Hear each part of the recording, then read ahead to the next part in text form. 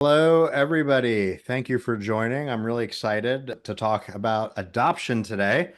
Hopefully, y'all are too, and hopefully, that's why you're here. Before we get started, I do want to take a brief moment to introduce everybody on today's panel. These are all amazing and really successful leaders in the space, and they're all friends of mine. I like to consider them friends. I've known them all for some time. First off, we have Rosie Hudson, sorry, of McDonald Realty in Vancouver, BC. I had the pleasure of going to Vancouver for the very first time last year, and I got to say it's one of my favorite towns in the world as a result. Really impressed with that whole area, and I can't wait to get back there. Obviously, McDonald, a well-known brokerage in the luxury space, and all of BC there. And then we have John Perry of Arc Realty, based out of Alabama.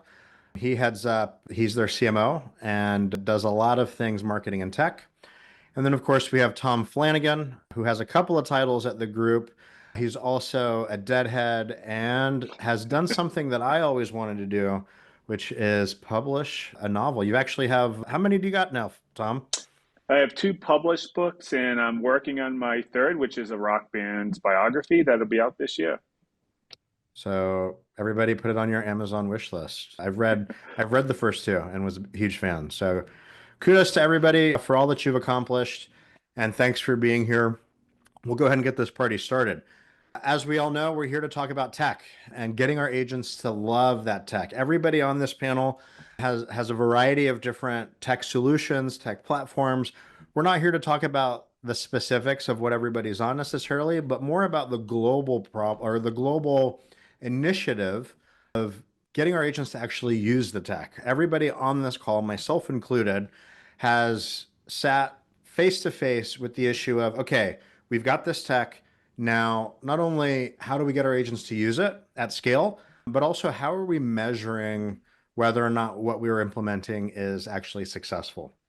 And so before we talk about how we're getting our agents to love the tech that we're presenting to them and some of the strategies around there, the very first thing I want to talk about is adoption, because that is the KPI, that is the quantitative measure that we're all looking at when deciding whether or not our tech rollouts are successful.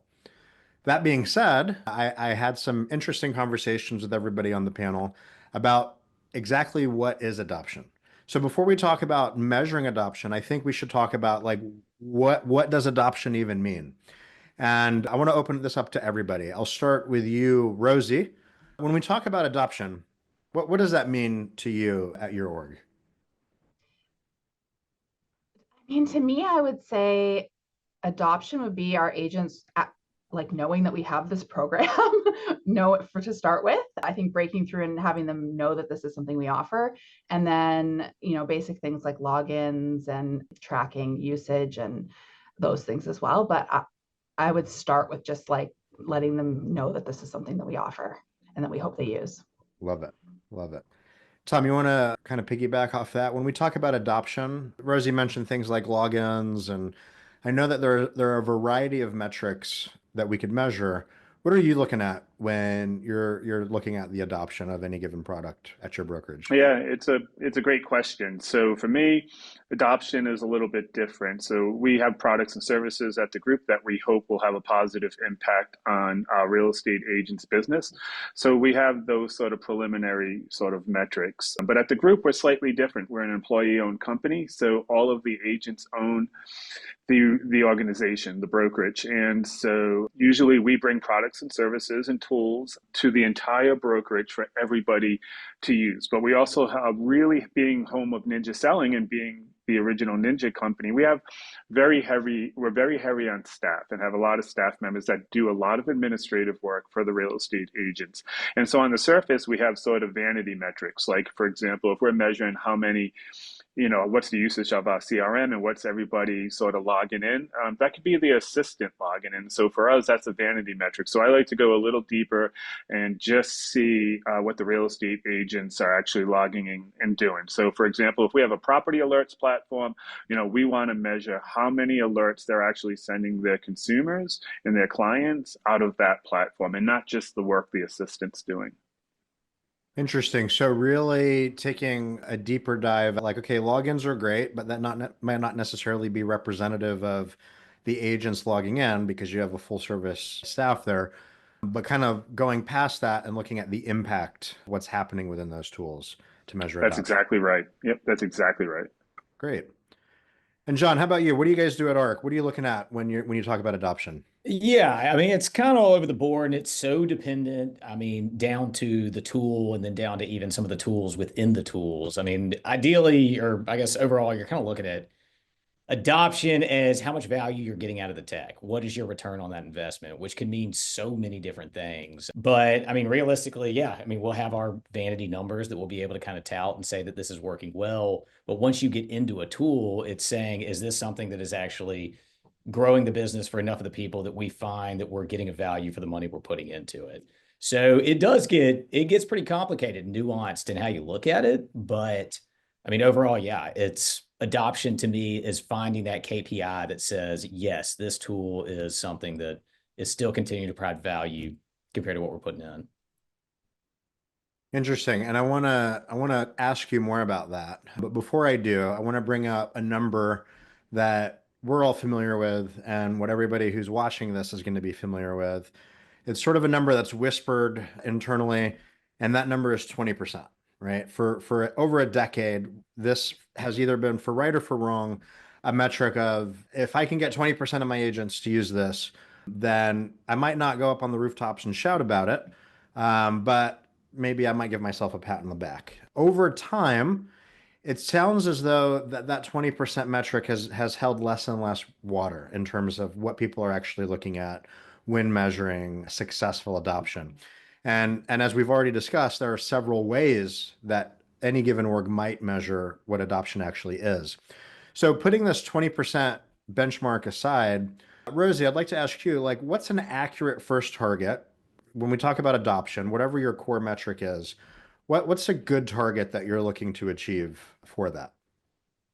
Really depends on the tool or program. We have some programs that we run if they're run by staff in the office, or if there's something, we still have newspaper ads. So when the newspaper ads full, that's fine. If it's full for me, then that program is successful. I don't care if only 5% of the realtors are using that. But with technology, so often you're paying for each seat. So you're paying for 100% of your agents. So I really need to get closer to the 50% mark really quickly on technology rollout. And then, depending on if it's a compliance or a deal piece, you're going to have to get up to that 100% like pretty fast. You take away the old ways of doing things and get everybody using the tool, then you can reach that with marketing tools. There's always people who have their own systems that they pay for outside of the one that the company provides.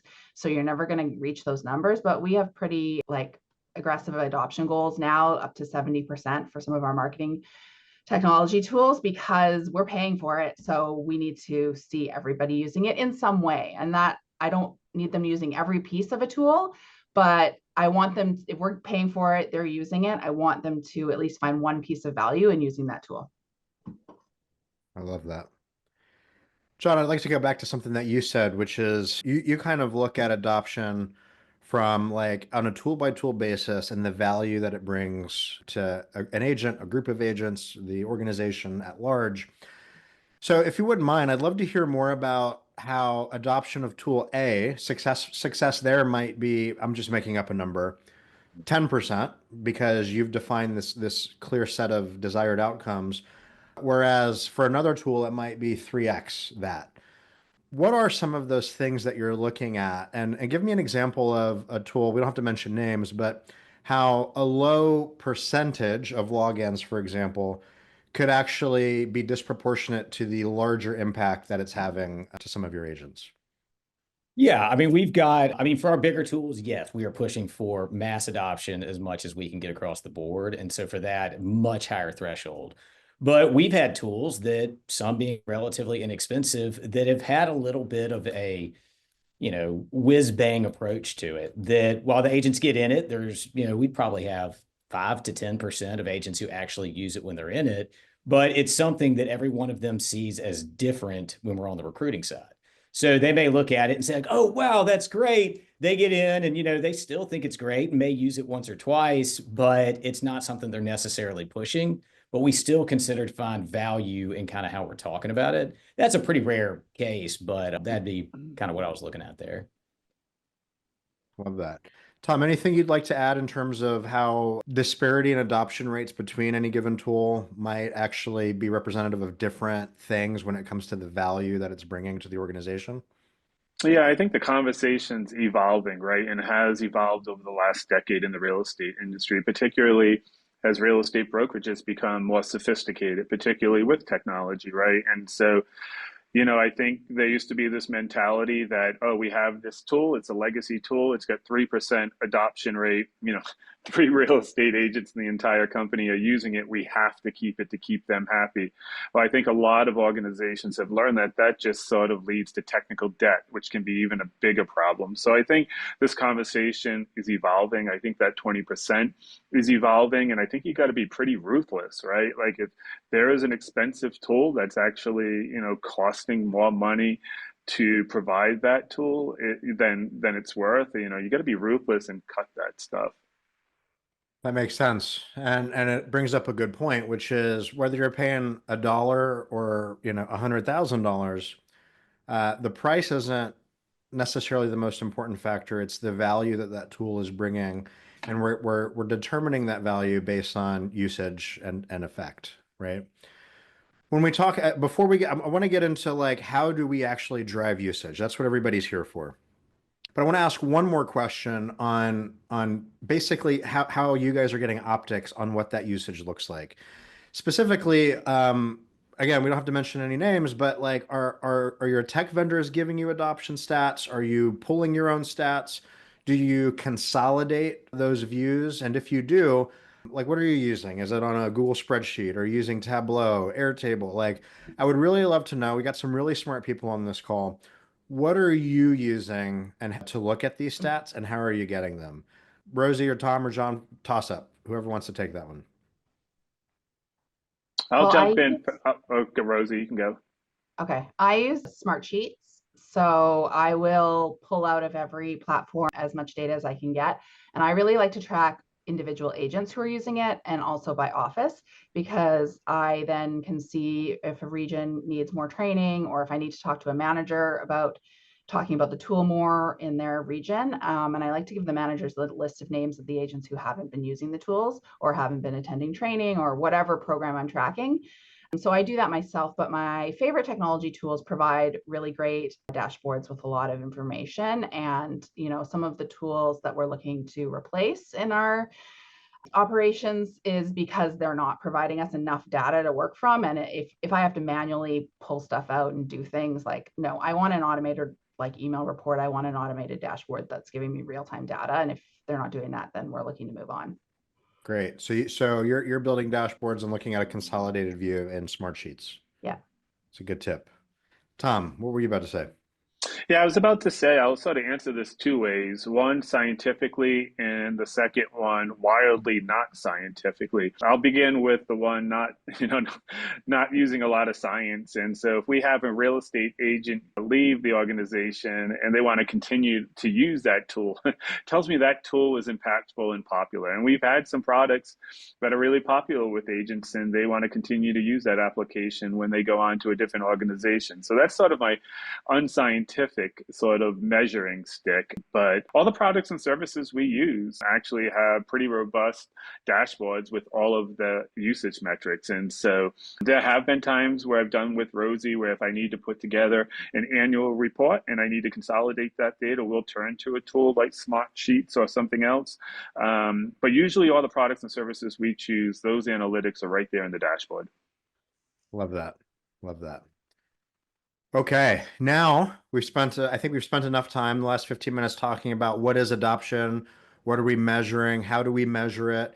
Let's get into the meat and potatoes, which is how do we address the issues that come up and the common things that prevent us from getting widespread adoption?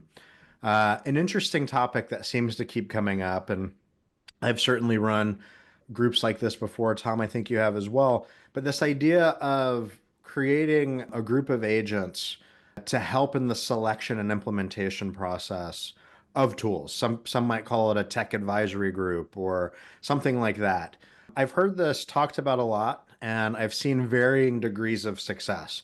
One theory is that if you involve your agents in the process early on, that it'll increase buy-in once you eventually roll it out. I've also heard, opposing arguments to that, which is it can draw out the process, it can create a lot of obstacles into actually getting anything done. So my question, and I'll ask you first, John, and then we'll go on to Tom. Is it possible for brokerages to effectively involve agents in the selection process of any new given tool? I would say 100%, but with a big old caveat that selection, by the time I'm bringing it to the agents, I'm like 75% sure I'm there. We also, anytime I'm bringing in any new tech, I try not to take the incoming tech of what's shiny in front of me and more, I'm always talking to the agents, always trying to do focus groups, always trying to have kind of my hand in the grass of what are their pain points. So then if I see a group of pain points, I will go looking for tech that may or may not kind of solve whatever they're trying to look into for that. So by the time I get to it, I found something that I've vetted, I've pushed through, taken it through the brokers, looked at some for the leadership. Then I try to get a group of agents who I know that's a problem that they would specifically need solved and get them involved on it. So I'm pretty sold on it. I'm looking for that last bit of confirmation to get them in and doing it early enough in the process that they feel bought in, that they were a part of the process and kind of become ambassadors to push it going forward. So by the time it hits the ground, they know what it is, they know how it works, they know how they would use it, and they're typically pretty proud of the fact they were involved and will scream it from the rooftops. Love that. So you're essentially, when we talk about driving adoption, a lot of times, you guys will know what I'm talking about. You're looking for champions, right? Champions or ambassadors. And so by doing it that way, you're effectively creating champions so that when it comes time to enlist their help or just, kind of raise the energy around any given rollout, they're bought, they were a part of it, and they're there ready for you to kind of utilize in that sense. It's a good gut check too. Right. Yeah. You get down the line and you think it's perfect. And then you talk to an agent like, well, I wouldn't use it because of this. Like, whoa. So it gives you that last final use case, practical, grassroots, whatever you want to call it, Yeah. kind of gut check for it. Love that. Tom, how about you? Yeah, I'll first acknowledge that every organization is different, right, and has its own culture. So I can speak to the culture at the group, and at the group, it matters who says it, right? And so I could stand up there in front of the company and give my opinions on a technology initiative, a tool, and that means one thing. But what I've learned here at the group is, we've done, let's just focus on technology. We have done, some big technology initiatives in the last 5 or 6 years or so. And I have purposely gone out and found the least technical real estate agent that I could find and create a champion, right? And they love to participate and be a part of the solution as opposed to just saying, hey, we're rolling this out. You have no idea what it is. Now go figure it out. And to be able to stand in front of the company. And I've literally had real estate agents say, hey, if I can do it, you can do it. And that's really building a great champion. And so we don't like to work in silos. And so we find that at the group, things work much better when we participate. And I feel like if you have a good project scope and a good roadmap for an initiative, it won't slow you down to have real estate agents participate with that project in mind. So that's what we do, and it's been pretty successful. I love that because some people might be tempted to say like, "Hey, let me bring my like top producer or my most popular agent into this process," which are all certainly feasible paths to take. But what you said is really interesting. It's like, let me find the person who's like not exactly the most technical, and it accomplishes two things. One, which you said, which is like, hey, if I can do it, anybody can do it. But it's also, to John's point, a gut check. Like, hey, if this person can't figure it out, like, then we've got to work out some kinks before we roll it out to everybody else because we do want everybody to be able to use this. So interesting. Finding the one of your least techie agents who usually, right, they're usually probably some of your more successful agents. Yep, They have their own way of doing things, and you want to bring out something new and exciting, and if they can do it, then anybody can do it. I love that. I love that. absolutely. Yeah. Cool. When we talk about, we're talking about agents, we're talking about bringing on new tech. I'm just curious, and maybe nobody has an answer for this, but I've heard it said before. this whole idea of gamification and trying to make it exciting. I know I worked for a brokerage a million years ago, and we literally I printed up horses and I made like a horse race to see who could get the most adoption, right? And like every week one of the office's horses would move, and I'd send out updates like, look who's in the lead, right? A little corny, but like that was an early idea of like gamifying adoption. I'd like to ask the panel, have any of you guys ever tried incentivizing or gamifying the rollout of anything that you've done in your broad professional experience? We've done gamification of kind of competitions for different things here and there. Never tried to put it for tied directly to any kind of adoption to a tool or especially kind of rollout. That's an interesting way to look at it, though. Yeah. Are there any things that you think, I mean, I'm putting you guys on the spot here. But when it comes to competition, for example, I think everybody can agree that agents love competition, healthy competition. Um, would you say there's any downside to gamifying adoption of tech, or would you say or do any benefits stand out to you? We did something where we there was a reward after you did certain steps, and then you got this reward, and we thought that was going to be a real driver for adoption, and it really wasn't. Like, you got Interesting. to the end and we gave you this thing and you had to activate it, and I looked at the list and like half the people didn't even activate it. So they did the steps because it meant something to them, but they didn't take advantage of the reward. And so we really felt like it was actually a distraction to our communication plan and our rollout, to be focusing on the reward instead of on the benefits to the agent's business. Like, they're going to use the tools if it benefits them, if it's easy, if you do proper communication and training. And the reward or competition piece just didn't really pan out. So I think we're going to avoid that in the future. Interesting. That's good to know. So when we roll out tech, let's talk about change management for a second, because everybody knows that somewhere at everybody's brokerage, there's a lever behind a door, under the desk, at any given piece of tech that one of your agents uses, maybe two. And if you take away that lever behind the door, under the desk, you're gonna hear about it, right? So it's one thing to quantitatively assess who's using what and making decisions based off of that. It's another thing to actually implement that change and then have to explain that to the people who are used to using a certain thing. So when we talk about change management, I think planning is key and scoping out the rollout is key. So I'd really love, and I'll ask you, Tom, first, because I know that this is something you've done a lot, and I happen to have had eyes on some of your change management plans in the past. Talk to me about how you reduce friction with change management and how you make these rollouts as smooth as possible.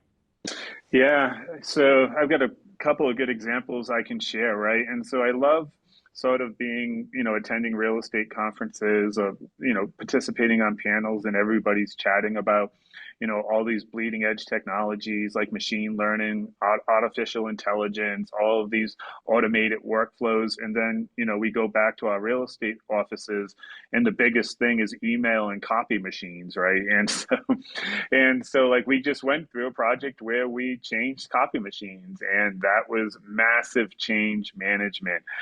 Just the copy machines are probably one of the most widely used, pieces of equipment in the entire company. And so it takes a lot of blood, sweat, and tears. It could, I remember when we also switched from Office 365 to G Suite, right? That was just months of planning before even the data migration or engineering even took place, right? So you got to build champions. You got to roll up your sleeves and do the work. Back to the copy machines, like, I had to literally roll up my sleeves and meet with real estate agents one-on-one and prep them for the changes. We had to do company-wide demonstrations on how to do things like scan to PDFs, how to authenticate into the machine.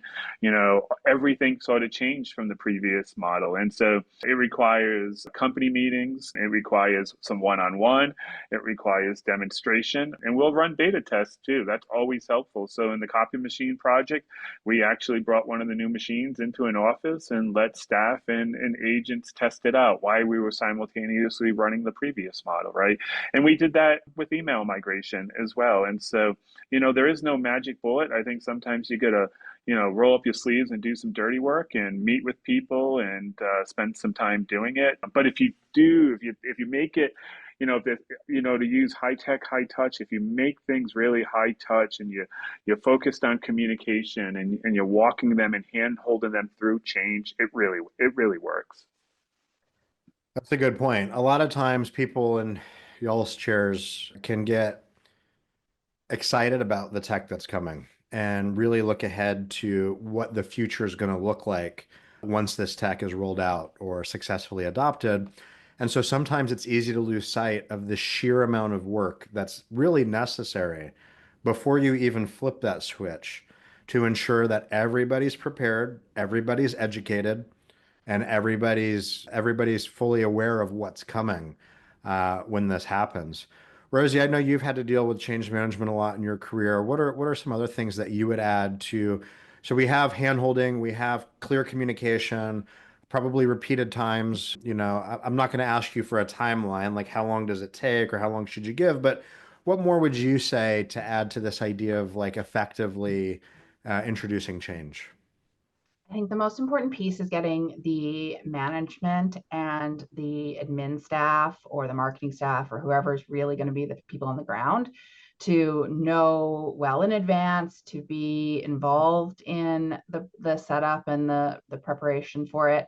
Because in a lot of cases, the feedback is going to go to them first. And so I need them to be able to answer in a positive way about any of the changes or have the answers and not just be completely caught off guard. Like, I don't know anything about the new copier or whatever the situation is. So really, we do a lot of focus on our internal, making sure everybody's ready for that and that they know the answers, because you can send as many emails as you want and you can offer in-person training and you can do all those other things. And a lot of times the realtors will ignore you until they actually get to the point where they need to do the thing. And then whoever's on the ground there getting that question or getting that text message or whatever in the WhatsApp group or however they're communicating their displeasure, they need to be able to answer about why this is actually an improvement and why we actually made this change. I love that. So, we talked earlier about involving our agents, right? Like as part of the selection process.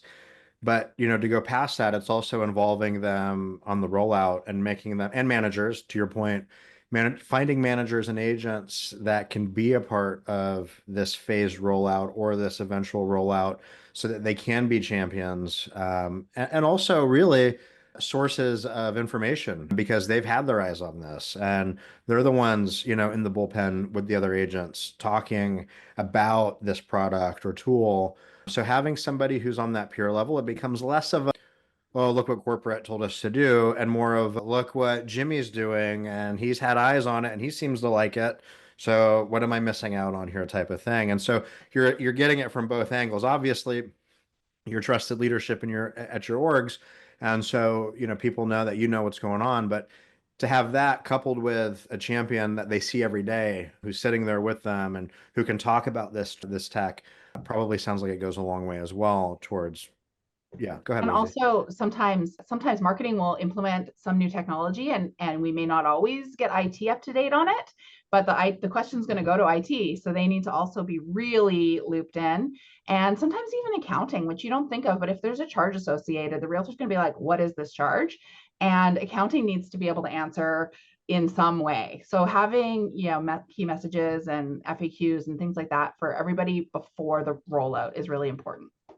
That's a I real, think that yeah, hits good. a big point because I think since marketing tends to be the one pulling the levers and actually making the things happen a lot of times, the back office communication, because the second you get that one office manager or broker and says, well, I don't know anything about it, you're done. And it Done. starts to really kind of crumble on the back end there. So the more train the trainer you can do, go back to what Zane was saying too, like having a good tech partner who will do the train the trainer, where it's not just training us, bringing in kind of the whole side of it. So everyone's not just educated, but knows how to use it.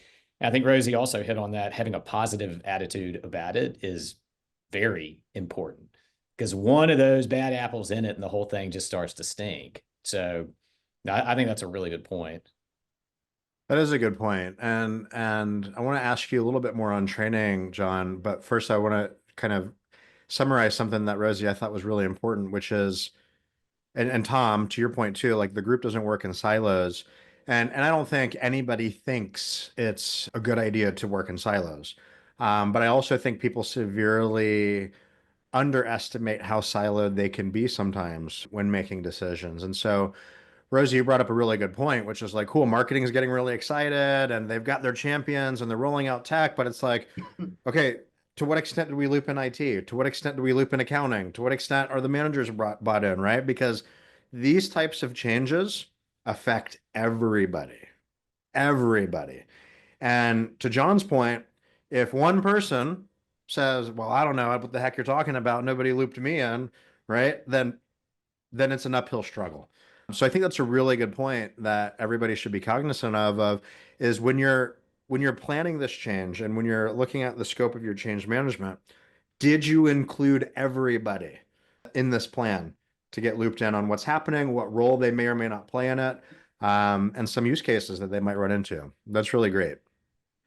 Back to training a little bit, John, a lot of agents, and to Tom's point earlier, you can have somebody who, came out of Silicon Valley and could probably write some of the software that you're rolling out all the way down to, or not down, all the way across to somebody who, barely knows how to use their iPhone or their Android.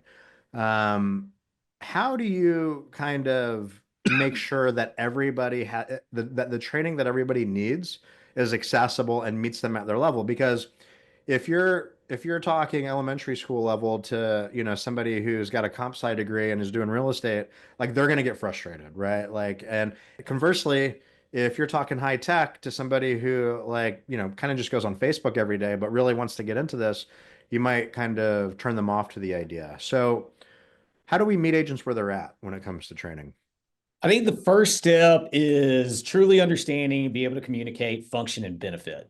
Because if you've got those low tech people, the second they hear high tech anything, they are going to back into a corner. When the reality is, most of the tools that we deal with, the vendors have done a really good job of bringing it down to where you know, you have to know which buttons to push, but once you know the order of them, it's not complicated and it's not hard to actually use. And I mean, kind of what Tom was talking about, we do the same where we are very hands-on and we will do a lot of the work for them. So if you can start with the function and benefit of, hey, wouldn't you want this to happen? Then I think that's the first step to buy in for a lot of those people.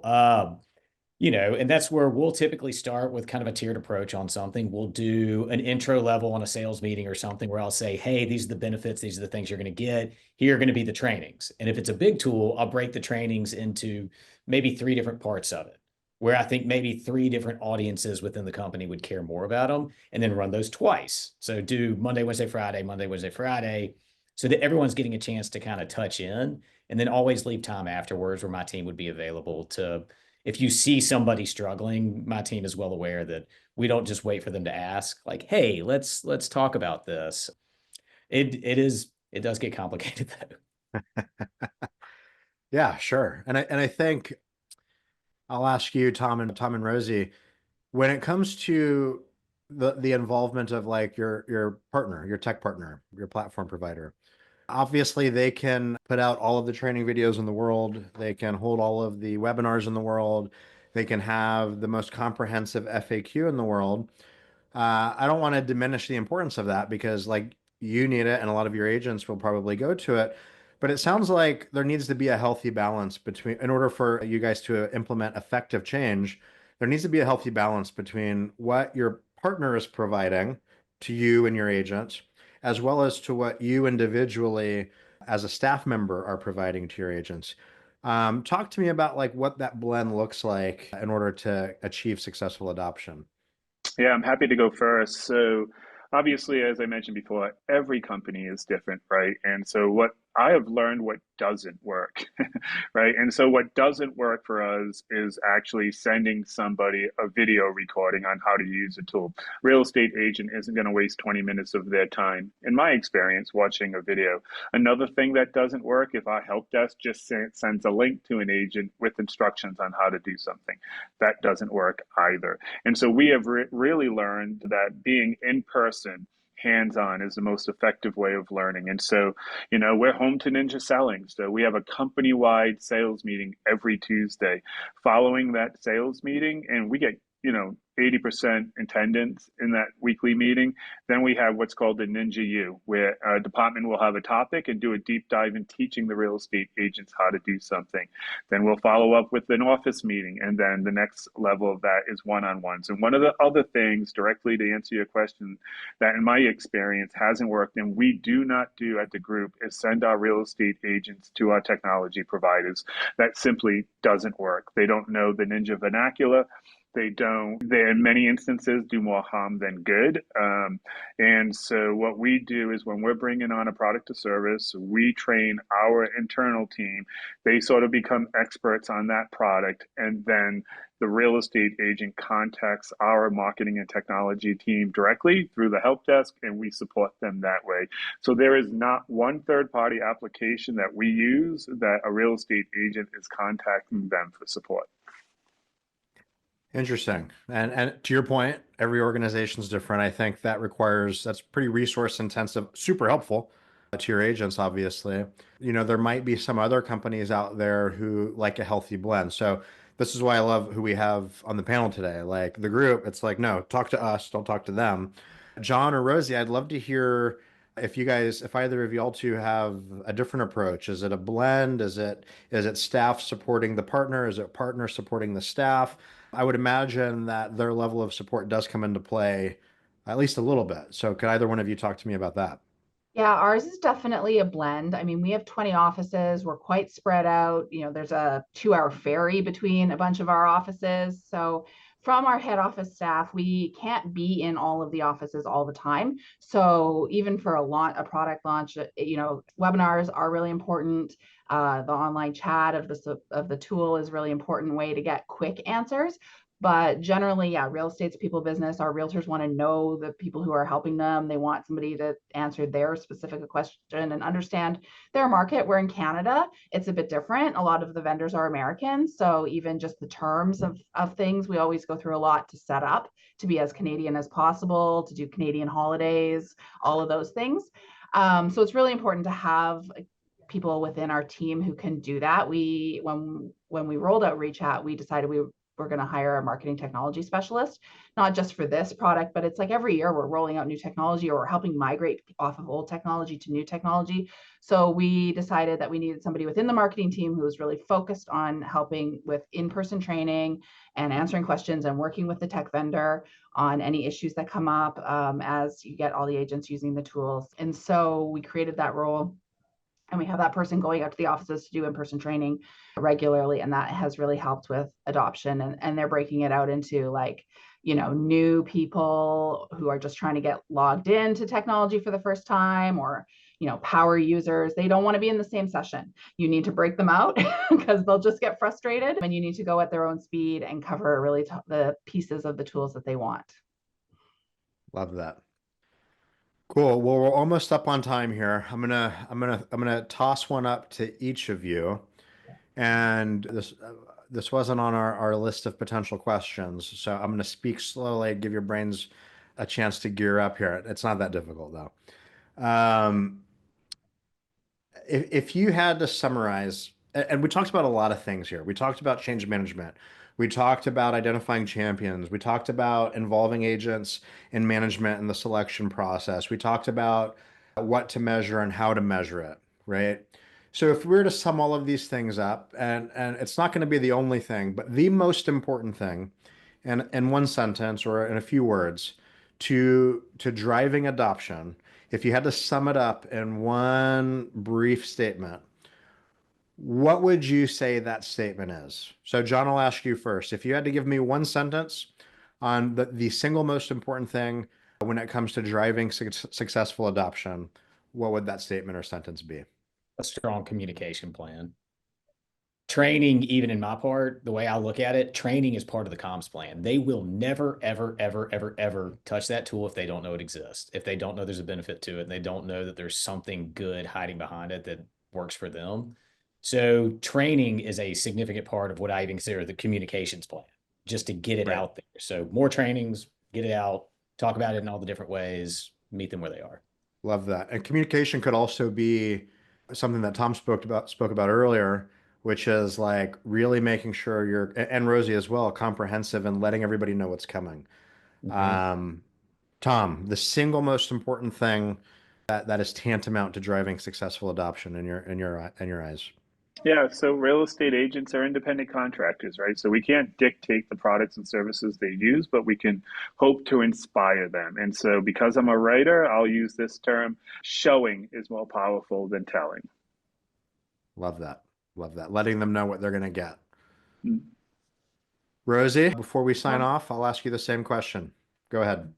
I actually think it's just choosing the right tools to begin with. It's got to be easy to use. You can do all the communication, all the training, everything, and we have with some tools. And if they're just too complex, it's never going to work. And you have to know when to cut your losses and move on to something that's easier to use.